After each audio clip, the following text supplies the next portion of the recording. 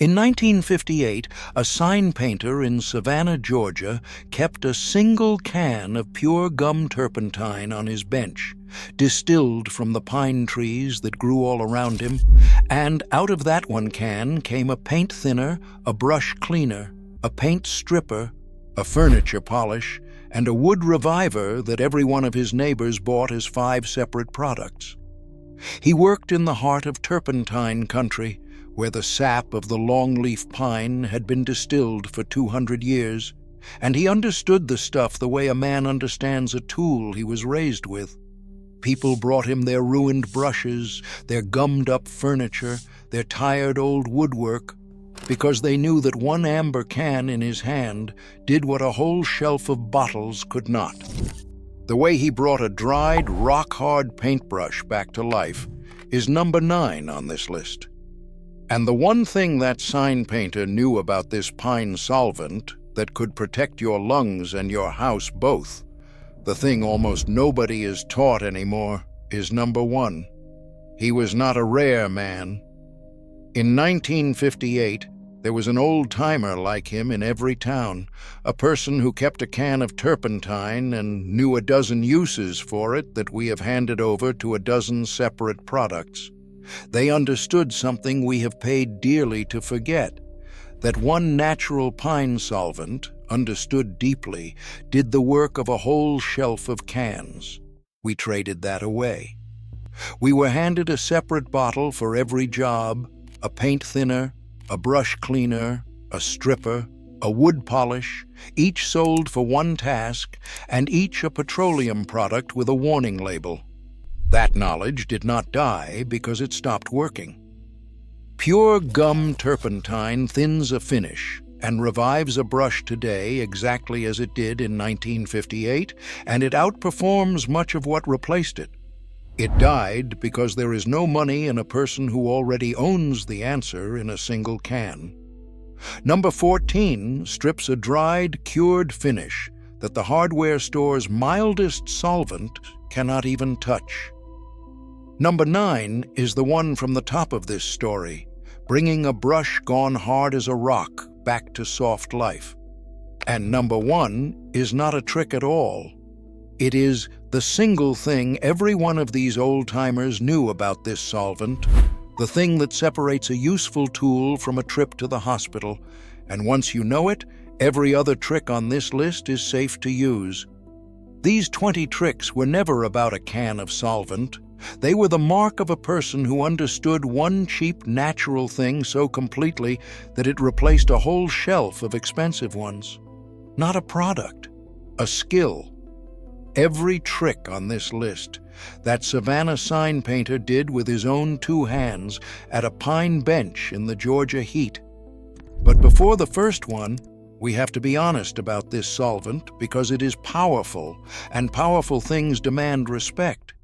The old-timers gave it that respect, and respect was the whole secret. If that kind of know-how is worth remembering, subscribe and stay to the end, because the last one is the one that matters most.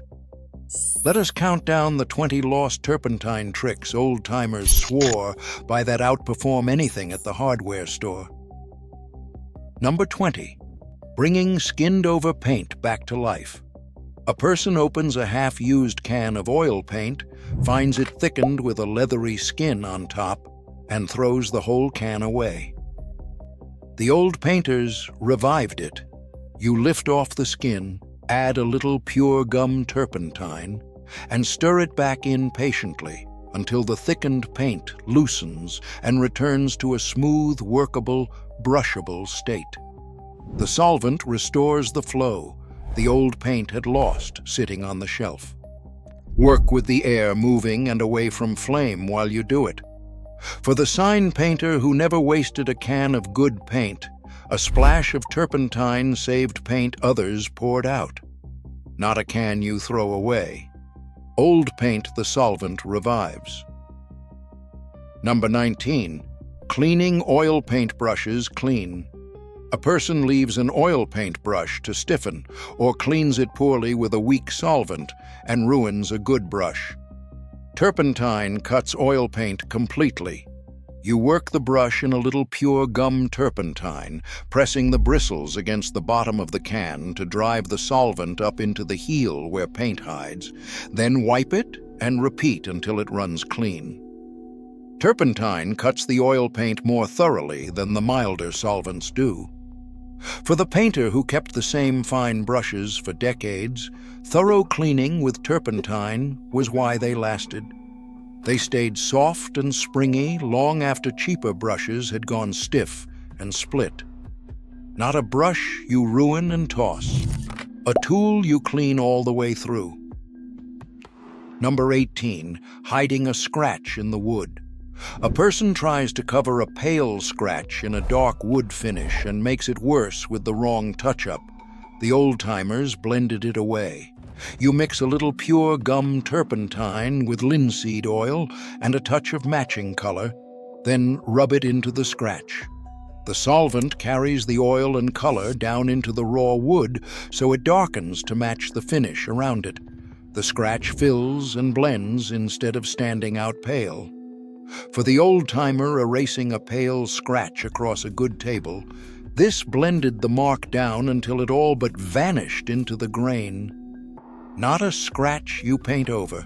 A line the solvent blends away. Before we go on, I made something special for you. A guide for men like us who still believe a man should be able to fix his own home. It's the forgotten handyman secrets, the old-fashioned repair tricks our grandfathers used to fix anything around the house and keep it running for life. But these skills are disappearing fast, and once they're gone for good. Don't pay a repairman ever again. Scan the QR code on screen or click the link below. Go ahead, I'll wait right here. Number 17, removing sticky label and tar residue. A person fights a sticky glue patch or a smear of tar with soap and water and only smears it around. Turpentine dissolves it at once. You put a little pure gum turpentine on a rag and rub the sticky residue, and it dissolves the old adhesive, the label gum, or the road tar cleanly away. Test a hidden spot first on anything painted or plastic, since the solvent is strong, and keep it off your skin. For the old-timer clearing road, tar off a tool or a fender, turpentine lifted it clean in a single wipe, where soap and water only spread it into a wider smear. Not a mess you smear around. A residue the pine solvent dissolves. Number 16. Freeing a rusted seized bolt. A bolt is rusted solid, and a person strips the head trying to force it dry. Turpentine creeps into the rusted threads. You soak the seized bolt with pure gum turpentine, give it time to work down into the rusted threads, and the solvent loosens the rust's grip so the bolt turns instead of shearing off. Give it real time, an hour or a day on a bad one, and keep it well away from any flame while it sits. For the old-timer facing a rusted solid machine, turpentine soaked in overnight and freed the bolts that dry force would have snapped off flush. A sheared bolt turns an easy repair into a nightmare. Not a bolt you shear off. Rust the solvent creeps into. Number 15. Reviving a dull, tired oil finish. An old oiled or varnished piece goes dull, grimy, and lifeless, and a person assumes it needs stripping. Often it just needs cleaning and feeding. You dampen a rag with a mix of turpentine and linseed oil and wipe the tired finish, and the turpentine cuts the built-up grime while the oil restores the depth, bringing the color and shine back in one pass. It cleans and revives without stripping a thing. For the old-timer with a dull, grimy old chest of drawers, this one wipe of turpentine and oil cut through decades of haze. The wood came back glowing warm and deep, like new. Not a finish you strip and redo. A tired surface you clean and feed. Number 14. Stripping a cured finish the mild solvents cannot touch. This is the trick from the top of our story. A person tries to remove old, dried, cured paint with a mild hardware solvent and finds it does nothing at all. Turpentine has the strength for cured paint. Because pure gum turpentine has stronger solvency than mineral spirits, it softens and lifts dried, cured oil paint and varnish that the milder petroleum solvents cannot dissolve. You brush it on, let it work, and scrape the softened finish away. Strong ventilation and gloves for this one, because the strength that lifts the paint is strong on you, too.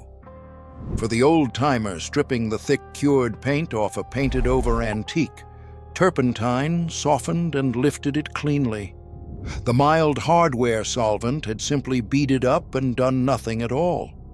Not a finish the mild solvent ignores. Cured paint, the pine solvent lifts. Stop the count for a moment, because there is one thing about this solvent that every old-timer respected and that almost nobody explains anymore. Turpentine is powerful, and its power runs two ways. The same strength that lets it cut cured paint and dissolve tar also means its vapor is strong to breathe and hard on your skin, and the same nature that makes it a fine thinner makes it genuinely flammable. The old-timers did not treat it casually. They used it with the doors open and the air moving, never in a closed room, because breathing the vapor in a small space will give you a pounding head and worse. They kept it off their skin, wiping their hands clean instead of washing them in it the way careless men did. They kept it far from any flame, pilot light, or spark, because it catches easily. And they knew to buy the right grade, pure gum spirits of turpentine, the finish grade, not an industrial substitute. Respected this way, with air and distance from flame, it is one of the most useful things a person can own. Disrespected, in a closed room next to a water heater, it is dangerous. The whole difference is knowing what you hold. Number 13, loosening old, hardened wood glue. A person tries to take apart an old glued joint for repair and cracks the wood, forcing it. Turpentine softens some old glues. You work pure gum turpentine into the old glue line and give it time. And on many old-style glues, it softens the bond enough to let the joint come apart without splitting the wood around it.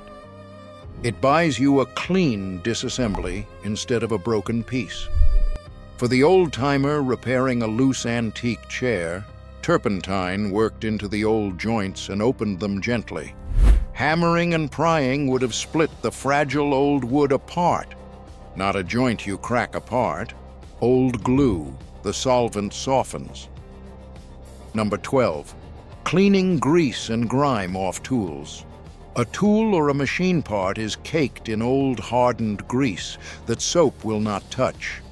Turpentine cuts it fast.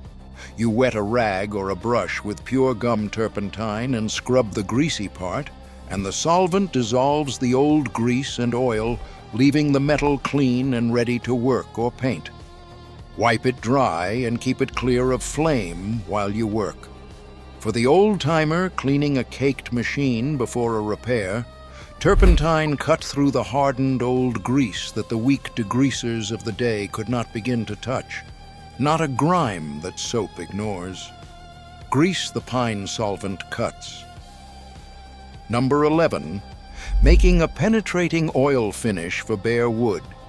A person buys a fancy penetrating wood finish when the old-timers mixed their own for pennies.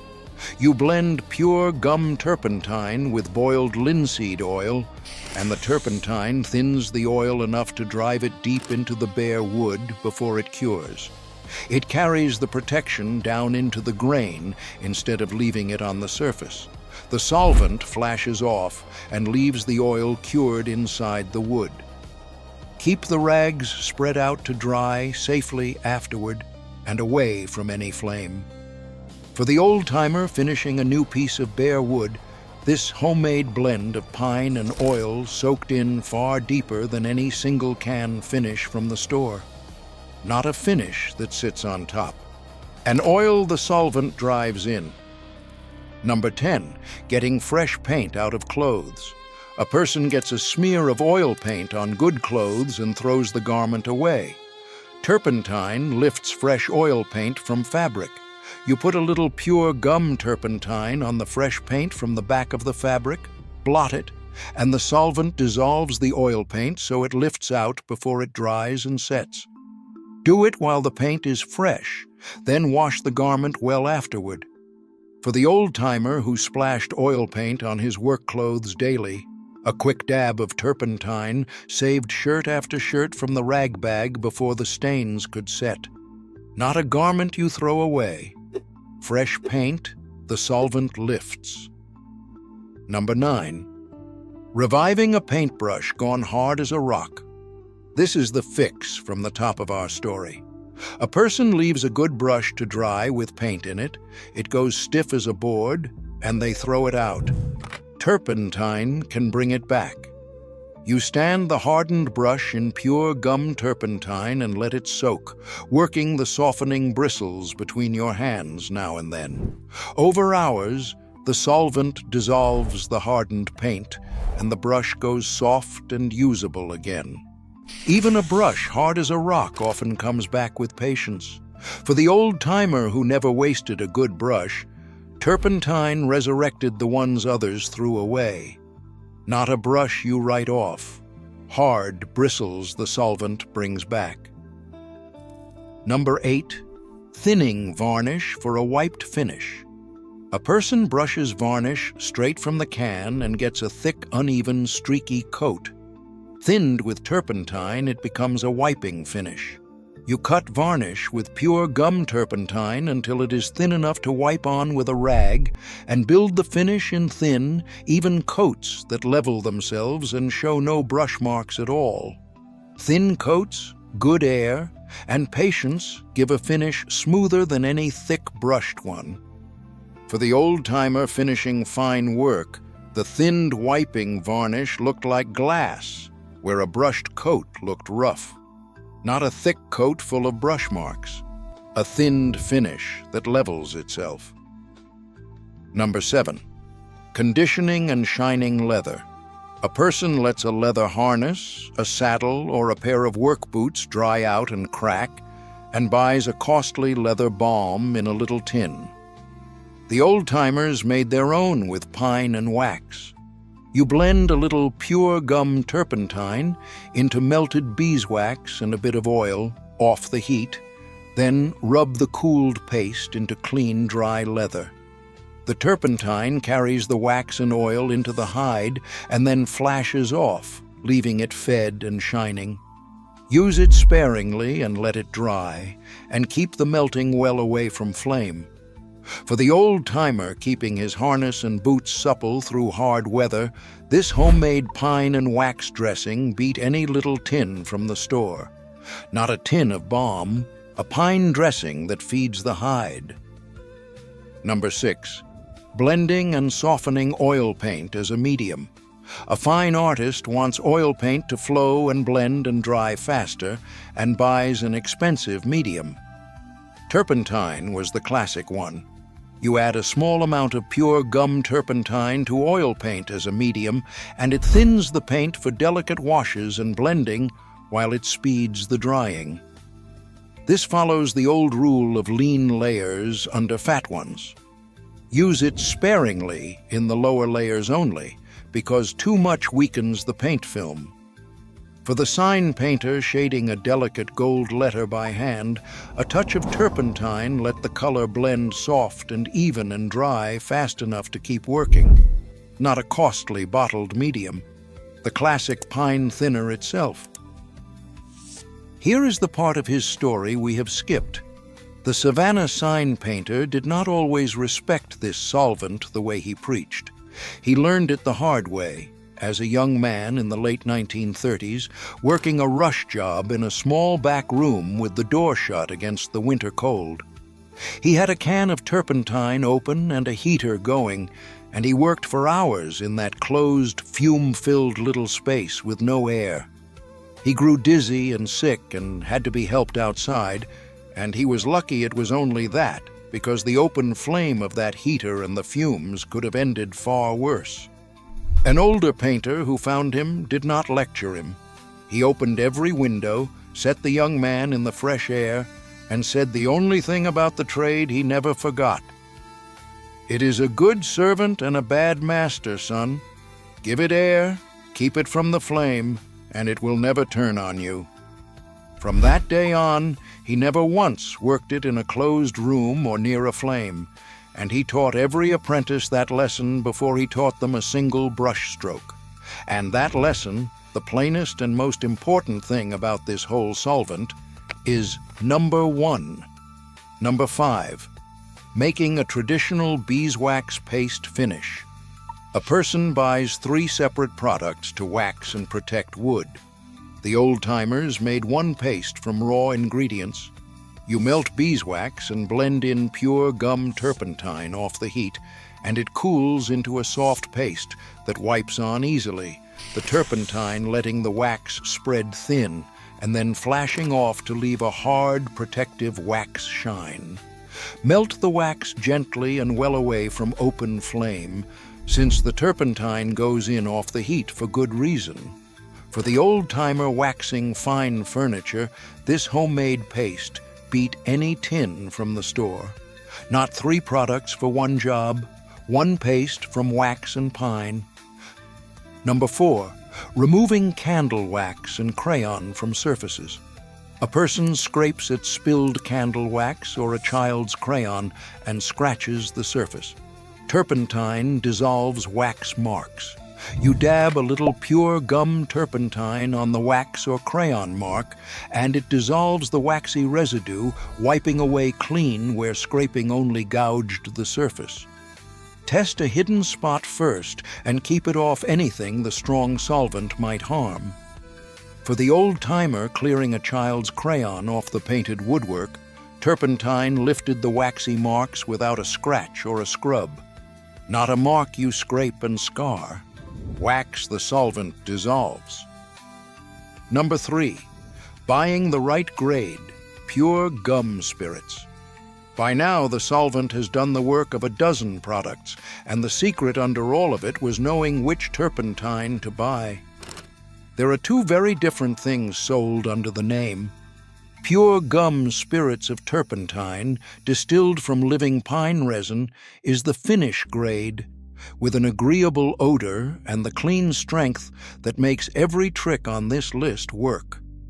The other, an industrial or substitute grade, is a harsher, dirtier product that has no place near your finish or your brushes. You read the can and buy only pure gum spirits, because the whole difference between a fine result and a ruined one is in the grade. For the sign painter, buying pure gum spirits was the first decision of every good job made before he opened a single can of paint. Not just any can marked turpentine, the pure gum grade alone. Number 2, understanding what it is, a natural pine solvent. The deepest thing these old-timers knew was what the stuff actually was, a solvent distilled from pine sap, strong, natural, and different from the petroleum products beside it on the shelf. A person today grabs any can marked thinner without knowing what is in it or how it behaves. The old-timer knew turpentine came from the pine, knew it was stronger than the petroleum solvents, and knew that strength was both its gift and its danger. You learn what the solvent is, where it comes from, and how it behaves, and you can use it for a dozen jobs with confidence instead of fear. For the sign painter raised in the pine country, understanding the solvent was the root of every use he made of it, and the reason it never once turned on him in 50 years. Not a mystery can from the shelf. A pine solvent, you understand. Number 1, respecting that it is flammable and its fumes are strong. And it is the thing this whole list has been circling since the first minute. Before any single use, the Savannah sign painter knew one thing about this solvent that mattered more than every trick combined. It is powerful, and it must be respected. Turpentine is flammable, and its vapor is strong to breathe. And those two facts are the difference between a useful tool and a trip to the hospital. So he always used it with the air moving, doors and windows open, never in a closed room, because the fumes build up fast in a small space and will make you sick. He kept it far from any flame, pilot light, heater, or spark, because it catches easily. He kept it off his skin and never soaked his hands in it. And he spread any turpentine-soaked rags flat outdoors to dry before disposing of them, because rags wet with solvent and oil can heat and catch on their own. Here is the part worth sitting with, and it is the whole point of this list. Every other trick here can save you money or save a thing you love. This one keeps you safe enough to use all the others. The solvent is genuinely wonderful, one natural pine product that thins, cleans, strips, revives, and polishes better than a shelf of store-bought cans. But it is only wonderful in the hands of someone who respects what it is, a strong, flammable, natural solvent that demands air and distance from flame. Give it air, keep it from the flame, keep it off your skin, and buy the pure gum grade, always. Not the most clever trick on this list, the plainest, and the one that keeps every other one from costing you everything. None of it needed a shelf of products. That was the point, and it is the thing the hardware aisle will never tell you. A person who understood one humble pine solvent all the way down owed nothing to a row of single-purpose cans. They thinned the paint and cleaned the brush. They stripped the cured finish, revived the rock-hard bristles, and rubbed the deep glow into the old table. They mixed it with oil and wax and made their own finishes, and they knew to buy the pure gum grade and to give the fumes air. And they did all of it while respecting the one hard truth about the solvent, that it is strong and flammable, and treating it with the care that strength demands. That knowledge was never taken from us for our safety. If anything, it was the opposite, because the most important part, the part about air and flame, is the part that got dropped first. We did not lose the turpentine. It is still there, distilled from the same pine, on the same kind of shelf. What we lost was the person who knew it completely, and an old painter said it best, throwing open a window. It is a good servant and a bad master, son. Give it AIR, keep it from the flame, and it will never turn on you.